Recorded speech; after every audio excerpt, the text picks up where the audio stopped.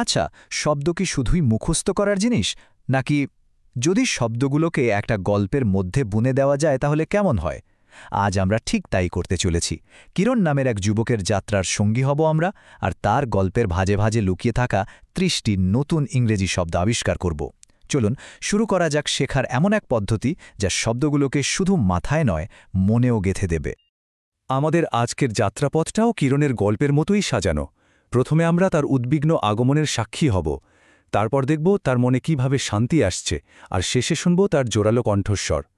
এরপর আমরা যে নতুন শব্দগুলো শিখলাম সেগুলো ঝালিয়ে নিয়ে একটা ছোট্ট চ্যালেঞ্জ নেব। তো আর দেরি কেন, চলুন গল্পের প্রথম পর্বে ঢুকে পড়া যাক। আমাদের গল্পের নায়ক কিরণ একজন জ্ঞানী মানুষ, কিন্তু মনে তার বড্ড অশান্তি। তো এই মনের কোলাহল থেকে মুক্তি পেতে সে এক পুরনো শান্ত একটা আশ্রমে আশ্রয় নিয়েছে।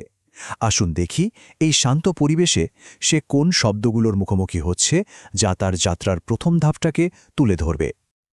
আশ্রমে পৌঁছে কিরণ যা দেখল তা হল সন্ন্যাসীদের অ্যাসেটিক জীবন, মানে খুব কঠোর আত্মসংযমী একটা জীবনযাপন। তার আশা ছিল এই পরিবেশটা তার ভেতরের অশান্তিকে অ্যাবেট করবে, মানে কমিয়ে আনবে। আর সে মনে মনে ঠিক করে নিল যে শহরের সব প্রলোভনকে সে অ্যাবজিওর করবে, মানে একদম শপথ করে ত্যাগ করবে। এই ৩টি শব্দই যেন তার নতুন জীবনের শপথ, তাই না? কিন্তু শান্তি পাওয়া তো আর অত সহজ নয়। সন্ন্যাসীরা কিরণের মধ্যে একটা অ্যানোমালাস বা অস্বাভাবিক অস্থিরতা খেয়াল করলেন। কথায় কথায় শহরের জীবনের প্রতি তার গভীর অ্যান্টিপ্যাথি বা বিতৃষ্ণা বেরিয়ে আসছিল। আর সন্ন্যাসীদের জ্ঞানগর্ভ কথাগুলো তার কাছে কেমন যেন আর্কিন বা রহস্যময় লাগত, যার গভীরে সে পৌঁছতে পারছিল না। এই মানসিক টানাপোড়েনের মধ্যে থেকেও কিরণ নিজেকে আর্ডিউয়াস বা কঠিন সব কাজে ডুবিয়ে দিল। আর তাকে পথ দেখাচ্ছিল সেখানকার আর্টলেস বা সরল সাধারণ সন্ন্যাসীরা, যাদের আচরণে কোনো ছলচাতুরি ছিল না।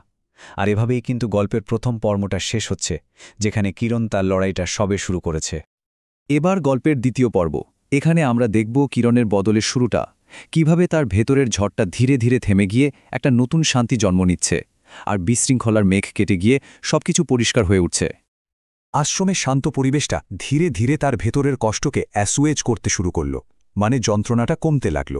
তার মনে পড়তে লাগল শহরের সেই দিনগুলোর কথা, যখন সে নিজের আদর্শের সাথেই বিট্রে করেছিল।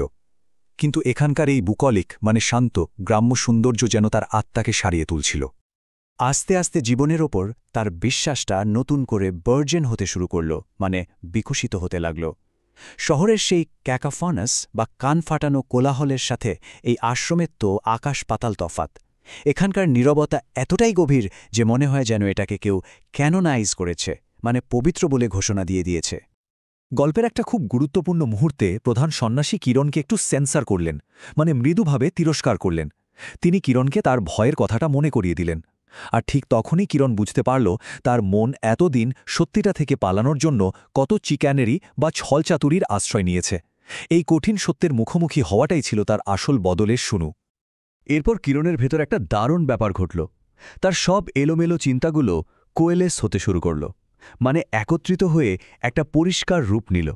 তার ভাবনাগুলো হয়ে উঠল কোজেন্ট, মানে একদম যুক্তিযুক্ত আর স্বচ্ছ।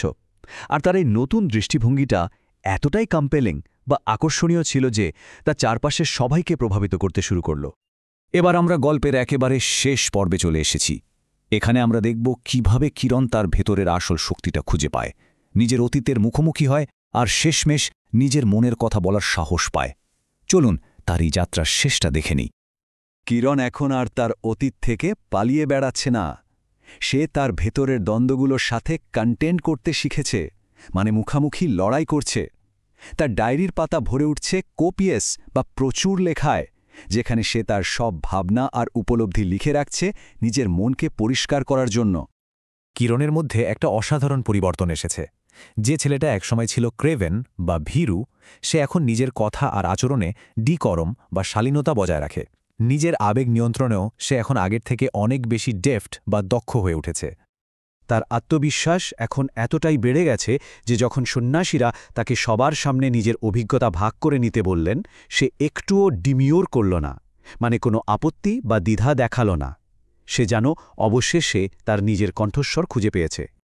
তার বক্তৃতায় কিরণ নিজের অতীতের ভুলগুলোকে কোনো লজ্জা থেকে নয় বরং একটা স্পষ্ট উপলব্ধি থেকে ডিরাইডেড করল, মানে একরকম উপহাস করল।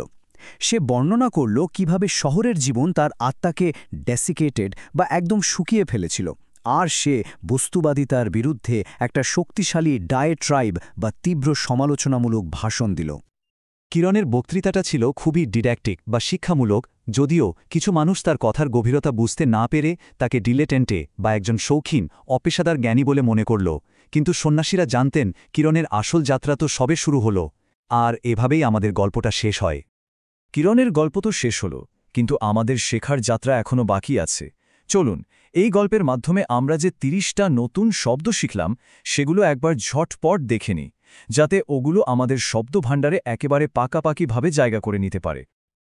এই দেখুন, স্লাইডে গল্পের প্রথম ভাগের ১৫টা শব্দ তাদের সমার্থক আর বিপরীতার্থক শব্দসহ দেওয়া আছে। যেমন অ্যাবেট মানে কমে যাওয়া, আর তার বিপরীত হল ইন্টেন্সিফাই বা তীব্র হওয়া। আবার দেখুন, অ্যানোমালাস মানে অস্বাভাবিক, যার উল্টোটা হল নর্মাল বা স্বাভাবিক। আর এখানে রইল গল্পের শেষ ১৫টি শব্দ। কিরণের মন যেমন চিক্যানরি বা ছলনা থেকে কোজেন্ট বা যুক্তির পথে এসেছিল, তেমনি প্রতিটি শব্দের একটা বিপরীত অর্থ আছে, তাই না? যেমন ছলনার বিপরীত হল সততা। আপনারা চাইলে ভিডিওটা এখানে একটু থামিয়ে তালিকাটা ভালো করে দেখে নিতে পারেন। আসলে শেখার সবচেয়ে ভালো উপায় হল যা শিখলাম তা একটু পরীক্ষা করে দেখা। তাই এবার আপনাদের জন্য একটা ছোট্ট চ্যালেঞ্জ। চলুন দেখি গল্প থেকে শব্দগুলো কার কতটা মনে আছে। আপনার শেখা শব্দগুলো যাচাই করার জন্য স্ক্রিনে থাকা কিউআর কোডটা স্ক্যান করুন অথবা লিঙ্কে ক্লিক করে কুইজটাতে অংশ নিন। এটা শুধু আপনার স্মৃতিই পরীক্ষা করবে না, বরং আপনার শব্দভাণ্ডারকে আরও শক্তিশালী করে তুলবে। নিজের অগ্রগতি যাচাই করার এই সুযোগটা কিন্তু দারুণ। সব শেষে একটা প্রশ্ন রেখে যাই। আমরা যে নতুন শব্দ শিখি তা আসলে আমাদের ভাবনা প্রকাশের জন্য নতুন একটা দরজা খুলে দেয়। আজ যে শব্দগুলো শিখলেন সেগুলো ব্যবহার করে আপনি কিভাবে নিজের কোনো অভিজ্ঞতা বা গল্পকে আরও সুন্দরভাবে প্রকাশ করতে পারেন, একটু ভেবে দেখবেন।